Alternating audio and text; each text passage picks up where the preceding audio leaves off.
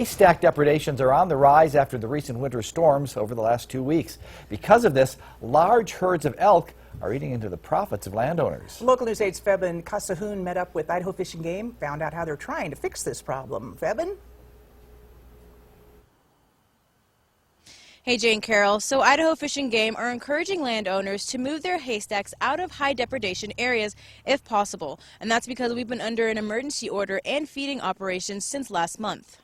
Particularly in our area, we've had the complications of the Henry's Creek fire out at our Tex Creek Wildlife Management area. It's been 5 months since the Henry's Creek fire, and we're still being affected by the aftermath. Lots of prime winter range for deer and elk was destroyed, which meant that we had to come up with an emergency feeding plan that we normally wouldn't do. Right now, Idaho Fish and Game personnel are feeding nearly 4,000 game animals because of the lack of food that was lost in the fire. The reason we're feeding the elk is not that they're starving at this location. It's mainly to keep them from getting into trouble on private lands with agricultural operations and stored crops, as well as keeping them off the highways for human safety. Every road that goes into the Tex Creek WMA area has been closed so that this could be put into place, and also for the animals to be able to eat without more stress being added to them. However, the challenge Fish and Game has now is trying to convert the animals from eating a natural forage to eating an agricultural product like hay.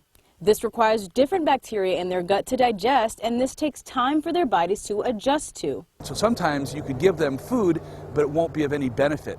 And then the other problem you have, again, is getting them all together to feed, which a lot of times they won't cooperate. And even if they all are in the same place, then we have to deal with the problem that we put the food out and then the big bucks come along and push the females off, or the females come along and they push the young fawns off.